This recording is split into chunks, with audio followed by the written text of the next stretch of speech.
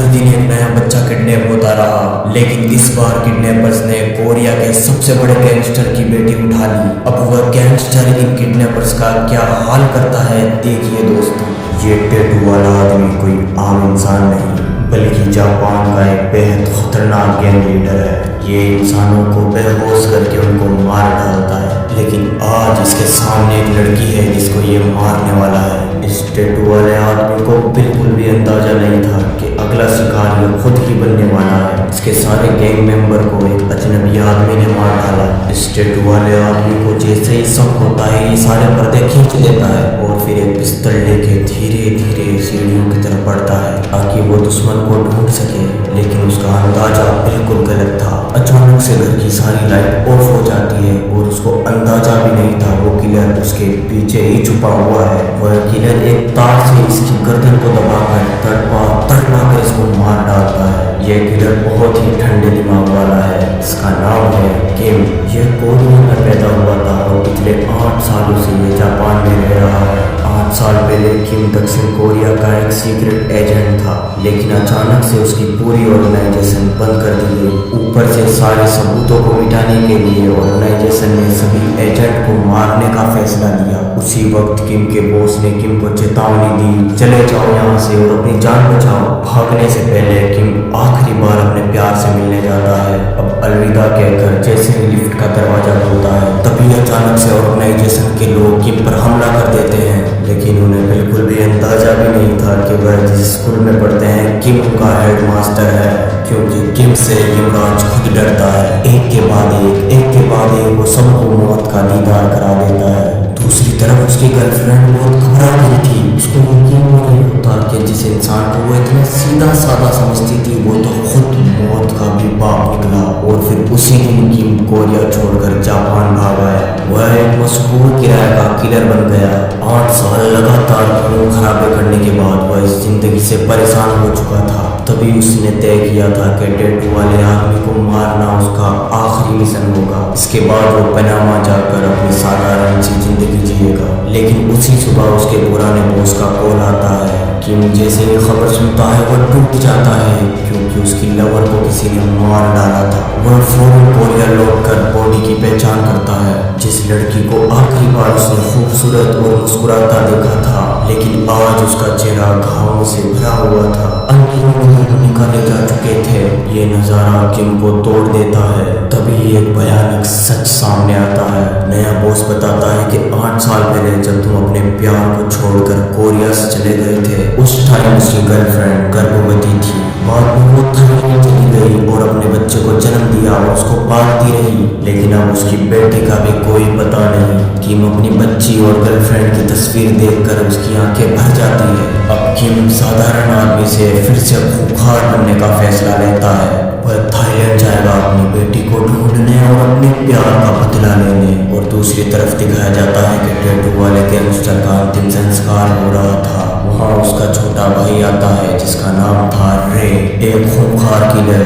यह आदमी नहीं बल्कि एक दरिंदा है। दुश्मनों को उल्टा लटका कर ये धीरे धीरे मारता है। अब उसका एक ही मकसद है कि किम को वो दर्द देना जो उसने उसके भाई को दिया।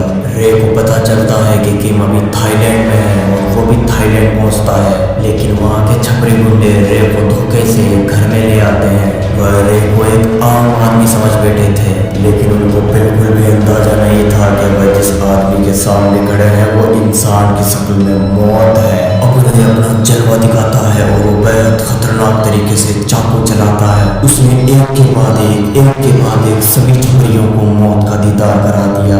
रे को लड़ता हुआ देखकर साफ पता चल रहा था कि ये कोई इंसान नहीं बल्कि शैतान है जो लोगों को मारने का भी आनंद ले रहा था। कुछ देर बाद रे खून में भरा हुआ गोदाम से बाहर आता है और अब उसका अगला टारगेट है किम। क्या होगा दोस्तों जब ये दोनों आमने सामने आएंगे? एक तरफ मौत का भाई और दूसरी तरफ मौत की भी मौत। दूसरी तरफ किम उन लोगों के पास पहुंच जाता है जिन्होंने उसकी पत्नी के साथ हैवानियत की थी। यह लोग अपने आप को रियल एस्टेट एजेंट कहते थे, लेकिन असल में एक नंबर के हरामी थे। वो सिर्फ अमीर और खूबसूरत औरतों को शिकार बनाते थे और इसी वजह से किम की वाइफ भी इनका शिकार बनी। जब उन्हें पता चला कि वो एक अमीर औरत है तब उन्होंने नेनी नाम की एक औरत से किम की बेटी को किडनैप करवा लिया। मकसद था फिरौती, लेकिन पैसे मिलते ही उन्होंने अपनी असली औकात दिखाई। उन्होंने बच्ची को अन्य तस्करों को बेच दिया। किम बस यही सोचता है कि ऐसे लोगों को इस दुनिया में नहीं रहने दूंगा और बिना कुछ सोचे समझे उस आदमी की उंगलियां काट देता है। वह अपनी बेटी का पूछता है, लेकिन जो जवाब मिलता है किम का उससे दिल टूट जाता है। तड़पता हुआ गुंडा बताता है कि नैनी ने तुम्हारी बेटी को मार डाला। ये सुनते ही किम पूरी तरह से टूट गया। इसके बाद किम उस आदमी को हलाल कर देता है। लेकिन कहानी यहाँ खत्म नहीं हुई दोस्तों, अगला नंबर उस नैनी का है। किम ज्यादा देर नहीं लगाता, वो जल्द ही उनका पता लगाकर उनके घर पहुंच जाता है। उसने नैनी और उसके हस्बैंड को जेल से बांध दिया। किम कुछ टाइम पास नहीं करता, वो सीधे ही उसके हस्बैंड के हाथ को काट देता है। नैनी सब कुछ अपनी आंखों के सामने देखकर काफी डर जाती है। वो बहुत जोर जोर से रोती है। कमेंट्स में आप बताओ दोस्तों, ऐसी औरतों के साथ क्या करना चाहिए। उसने रोते रोते सब कुछ उगल दिया, तभी एक और सच्चाई सामने आई कि किम की बेटी अभी भी जिंदा है। मैंने उसे थाईलैंड में अन्य तस्करों को भेज दिया था। लेकिन मूवी का ट्विस्ट देखो दोस्तों, किम थाई भाषा नहीं जानता था, इसलिए उसने एक अजीब लेकिन चालाक आदमी को किराए पर रखा जिसका नाम था जोजी। वह पैसों के लिए किसी भी हद तक जा सकता था। उसने लिंग परिवर्तन कराने के लिए अंगों का खरीदार बन गया।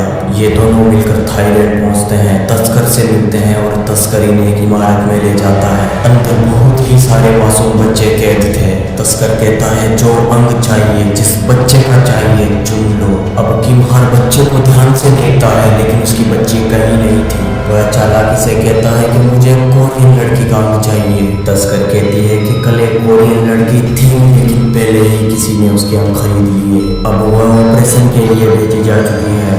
यह सुनते ही किम का दिमाग खराब हो गया। वह दरवाजा तोड़ के अंदर घुस जाता है और सभी बच्चों से पूछता है कि क्या तुमने इस बच्ची को कहीं देखा। तभी एक लड़का खड़ा होता है। वो कहता है हाँ, ये मेरे साथ ही गाड़ी में आई थी।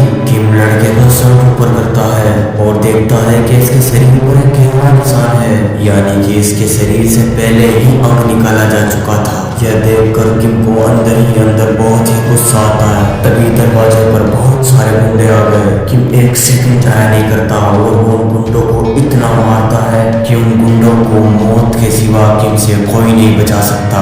फिर बचे हुए बच्चों से वो पूछता है कि मेरी बेटी को कहाँ ले जाया गया। तभी वही बच्चा आगे बढ़कर उसे एक जगह का नाम बताता है कि हमें ऑपरेशन के लिए उसी जगह ले जाया जाता है। किम तुरंत उस बच्चे को ले जाने वाला ही था, तभी अचानक से किम के सामने एक लाश गिरती दिखाई देती है। असल में दोस्तों उस जगह पर रे पहुंच चुका था। जब मौत के सामने मौत आती है तो क्या होता है, चलिए देखते हैं दोस्तों। किम बिना देर किए बच्चे को जोजी के हवाले करता है और कहता है इस बच्चे को लेकर यहाँ से भागो, और खुद वहीं रुक जाता है। जिस पल का इंतजार था वही हुआ। मौत के सामने मौत खड़ी थी, लेकिन किम के दिमाग में बस यही था कि उसकी बेटी अभी खतरे में है। वह लड़ाई को ज्यादा खींचता नहीं। एक मौका देखकर वो रे को बाहर धकेल देता है और दरवाजा बंद कर देता है। बाहर रे को बहुत गुस्सा आ रहा था और अंदर से किम खिड़की तोड़कर बाहर निकल जाता है। कुछ देर बाद वो उस जगह पहुंचता है जिसका नाम उस बच्चे ने बताया था। इमारत के सामने रुककर वह सामने वाली बिल्डिंग में चढ़ जाता है ताकि वह अंदर का हाल देख सके और तभी वो अपनी बेटी को देखता है। किम की आंखें अपनी बेटी को देखकर भर जाती है, लेकिन खुशी का पल ज्यादा देर नहीं था। गुंडे आते हैं और उसकी बेटी को पकड़कर गाड़ी में ढालकर ऑपरेशन सेंटर ले जाते हैं। किम भी तुरंत अपनी गाड़ी स्टार्ट करके उनका पीछा करने लगता है। इधर रे को भी समझ में आ गया था किम से लड़ना कोई आसान नहीं। रास्ते में वो एक हथियार की दुकान रुकता है, लेकिन दुकानदार घमंड दिखाते हुए कहता है कि मैं एरे गेरे को हथियार नहीं बेचता। रे बड़े ही शांत आवाज में कहता है मैंने तो अभी तक कुछ मांगा भी नहीं। लेकिन अगले ही पल सब कुछ शांत हो जाता है क्योंकि दुकानदार की धुलाई हो चुकी थी। रे वहां से हथियार और बॉम्ब्स लेकर निकल जाता है। अब वह और भी खतरनाक हो चुका था। इधर किम अपनी बेटी का लगातार पीछा कर रहा था, तभी अचानक से रे उसके सामने आ जाता है। उसके हाथ में बेहद खतरनाक हथियार था। बिना सोचे समझे वो अंधाधुंध फायरिंग करता है। अब किम के पास भागने के अलावा कोई रास्ता नहीं बचा। वह पूरी स्पीड से अपनी गाड़ी को भगाता है, लेकिन रे भी अपनी गाड़ी से उसका पीछा कर रहा था। तभी आगे अचानक पुलिस की गाड़ियां रास्ता रोक देती है। पीछे रे, आगे पुलिस, चारों तरफ दुश्मन ही दुश्मन। किम समझ जाता है कि पुलिस रे जितनी खतरनाक नहीं। वह जानबूझकर रे की गाड़ी पुलिस की तरफ मोड़ देता है और खुद रास्ता काट के निकल जाता है। रे हंसते हंसते पुलिस पर गोलियां चला रहा था और रास्ते में कुछ ग्रेनेड भी फेंक देता है ताकि पुलिस का रास्ता रोका जा सके। वहीं पुलिस की तादाद काफी ज्यादा बढ़ गई थी। अब रे को किम का पीछा छोड़कर पुलिस से लड़ना पड़ता है। वह पागलों की तरह लड़ रहा था। कहीं पुलिस वाले रे को घेर लेते हैं। कुछ ही देर में स्पेशल फोर्स भी वहां पहुंच गई। अब इन सब ने रे को घेर लिया और रे अकेला पड़ गया। रे समझ गया अगर मैं यहाँ रुका तो मारा जाऊंगा। वह अपने वेपन वाली बैग पर एक बॉम्ब फेंकता है जिससे बहुत बड़ा धमाका होता है। दोनों भगदड़ का फायदा उठाकर रे वहां से निकल पड़ा। दूसरी तरफ किम पूरी ताकत से उस जगह की तरफ बढ़ रहा था जहां उसकी बेटी का ऑपरेशन होने वाला था। वह दरवाजा तोड़कर अंदर घुसता है। वह देखता है कि 3 डॉक्टर ऑपरेशन की तैयारी कर रहे थे। वह एक पल भी नहीं सोचता, 3 हेडशॉट और तीनों गिर जाते हैं। अब उसकी बेटी बच गई। किम कांपते हाथों से अपनी बेटी को उठाता है। 5 साल की दूरी अब दूर हो गई। वह अब अपनी बेटी को एक महफूज होटल लेके जाता है। किम काफी अजीब सा महसूस कर रहा था। उसे कुछ पता नहीं था कि एक बाप कैसा होता है, लेकिन बेटी ने उसका हाथ पकड़ लिया। किम की आंखें ये देखकर नम हो गई। दूसरी तरफ रे अपने पूरे शरीर पर बॉम्ब बांधकर अंग दस करके घर पहुंचता है। उसका इरादा साफ है, अगर किम को मारना है तो इसका साथ लेना होगा। अगली सुबह किम अपनी बेटी को होटल में छोड़कर देश छोड़ने के लिए गैरकानूनी तरीके से टिकट लेने जाता है। लेकिन कुछ देर बाद जब वो वापस होटल पहुंचा और लिफ्ट का दरवाजा जैसे ही खोला, अंदर से बहुत सारे गुंडे उसके ऊपर टूट पड़े। लेकिन किम के सामने उनकी कोई औकात नहीं। किम ने उन सभी गुंडों को मौत का दीदार करवा दिया। अब किम सीढ़ियों की तरफ बढ़ता है, तभी और गुंडे उस पर हमला कर देते हैं। लेकिन किम उनसे बिल्कुल नहीं डरता। उसके जहन में सिर्फ एक ही चीज थी, अपनी बेटी। जो गुंडा सामने आया वह उसे मारता चला गया। सभी गुंडे हलाल हो चुके थे। किम लहूलुहान होकर अपनी बेटी के रूम की तरफ बढ़ा। उसने जैसे ही दरवाजा खोला और वो जाल में फंस गया। ये सब कुछ रे का प्लान था। उसने भागने का कोई मौका नहीं छोड़ा। तभी पीछे से गुंडा वार करता है और किम जमीन पर गिर गया। उसके हाथ पैर बांध दिए जाते हैं। वो कांपती आवाज में बस एक ही चीज कहता है, बस मेरी बेटी को छोड़ दो, मुझे जो सजा देनी है वो दो। रे उसके सामने जोरों से हंसता है। उसकी आंखों में इंसानियत नाम की कोई चीज नहीं थी। वह सिर्फ किम को नहीं बल्कि उसकी पूरी नस्लों को मिटाना चाहता था। किम उठने की बहुत कोशिश करता है, लेकिन एक बार फिर से उसके ऊपर वार कर दिया जाता है और किम ने होश खो दिया। रे अपने आदमियों को सबको साइड करता है क्योंकि वह किम की मौत का अकेला मजा लेना चाहता था। इसलिए उसने किम को एक खास जगह भेजने का हुक्म दिया और उसकी बेटी को सूटकेस में डालकर ले जाया गया।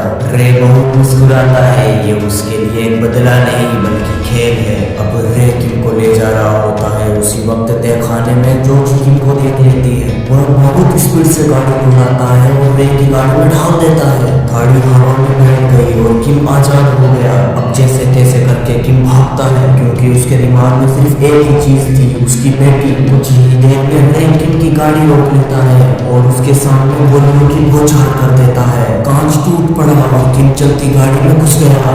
ये दोनों गाड़ी के अंदर अंधाधुंध लड़ते हैं। दोनों के बीच बहुत ही खतरनाक फाइट होती है। यहाँ कुछ समझ नहीं आता दोस्तों कि कौन जीतेगा और कौन हारेगा। गाड़ी आउट ऑफ कंट्रोल होकर पलट गई और किम फौरन सूटकेस की तरफ भागता है। वह देखता है कि उसकी बेटी अभी भी जिंदा है, लेकिन तभी पीछे से रे उसकी कमर में चाकू घोंप देता है। फिर भी किम हार नहीं मानता। वो ग्रेनेड लेकर गाड़ी के नीचे फेंकता है जिससे एक जबरदस्त धमाका हुआ और गाड़ी कहीं बाहर पलटी। अपनी बेटी को बचाने के लिए किम ने बहुत जोर से अपनी बेटी को गले से लगा रखा था। उसी वक्त जो जी वहां पहुंचता है वह बेटी को बड़े महफूज तरीके से बाहर निकालता है, मगर रे इतनी जल्दी मरने वाला नहीं। वो अभी भी जिंदा था और किम पर एक के बाद एक चाकू घोंपता है। किम अब लड़ता नहीं, वह नम आंखों से अपनी बेटी को देख रहा था, जैसे आंखों में अफसोस, माफी, प्यार जैसे आखिरी बार उसे दिल में बसा लेना चाहता हो। अब किम अपने हाथों से ग्रेनेड का लीवर खींचता है और जमीन पर पटकता है। ये दोनों खूंखार किलर जो अपने आप को मौत समझते थे,